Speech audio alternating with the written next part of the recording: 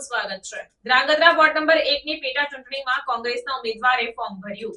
ગુજરાતમાં આગામી દિવસોમાં સ્થાનિક સ્વરાજની ચૂંટણી યોજાઈ રહી છે, ત્યારે ધ્રાંગધ્રા નગરપાલિકાના વોર્ડ નંબર 1ના સુધરાઈ સભ્ય જેમનું અવસાન થયું હતું તે વોર્ડના સભ્યપદની જગ્યા ખાલી હોય ત્યારે રાષ્ટ્રીય કોંગ્રેસ પક્ષ દ્વારા પૂર્વ ધારાસભ્ય કોંગ્રેસના આગેવાનો કાર્યકરો સાથે જાહેર કરેલ ઉમેદવાર અલ્પેશભાઈ જાકાસણિયાનું પ્રાંત અધિકારી સમક્ષ ઉમેદવાર તરીકે દાવેદારી નોંધાવી।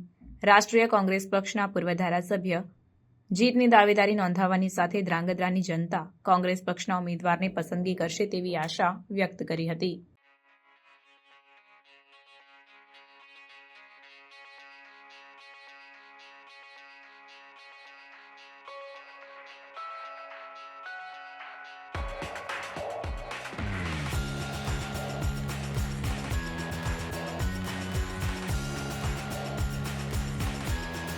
આજે ધ્રાંગધ્રા નગરપાલિકાની પેટા ઇલેક્શન જ્યારે જાહેર થયું છે વોર્ડ નંબર 1નું, ત્યારે કોંગ્રેસ પક્ષે અલ્પેશભાઈ જાકાસણિયા ઉપર જે વિશ્વાસ અને જે ટિકિટ આપી છે તે બદલ કોંગ્રેસ પક્ષનો પણ અમે ખૂબ ખૂબ આભાર માનીએ છીએ અને અલ્પેશભાઈ જંગી બહુમતીથી જીતશે એવો અમને વિશ્વાસ છે, એ વિશ્વાસ વ્યક્ત કરવી છે। ધ્રાંગધ્રા નગરપાલિકાના વોર્ડ નંબર 1ની પેટા ચૂંટણીમાં અમારા રાષ્ટ્રીય કોંગ્રેસ પક્ષના ઉમેદવાર ભાઈ શ્રી અલ્પેશભાઈ જાકાસણિયાનું આજે અમે પ્રાંત કચેરી ખાતે એમનું ફોર્મ ભર્યું છે અને પ્રાંત અધિકારીશ્રીએ ફોર્મની ચકાસણી કરીને ફોર્મનો સ્વીકાર કર્યો છે।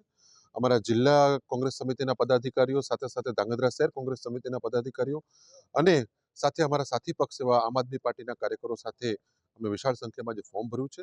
ધ્રાંગધ્રાની જનતા ભારતીય જનતા પાર્ટીના કુશાસન અને ભ્રષ્ટાચારથી જબરજસ્ત રીતે ત્રસ્ત છે અને આજે એક બેઠકની ચૂંટણી હોવા છતાં ધ્રાંગધ્રાની જનતા આ બેઠક ઉપર મીટ માંડીને બેઠી છે અને ચોક્કસથી ભારતીય જનતા પાર્ટીને સબક શીખડાવી કોંગ્રેસ પક્ષના અમારા ઉમેદવાર અને પૂર્વ કાઉન્સિલર તરીકે પણ યશસ્વી એમને જેમણે કામગીરી બજાવી છે એ અલ્પેશભાઈને જંગી બહુમતીથી જીતાડશે। એમાં અમને ધ્રાંગધ્રાની જનતા ઉપર ખૂબ ખૂબ શ્રદ્ધા અને ભરોસો છે।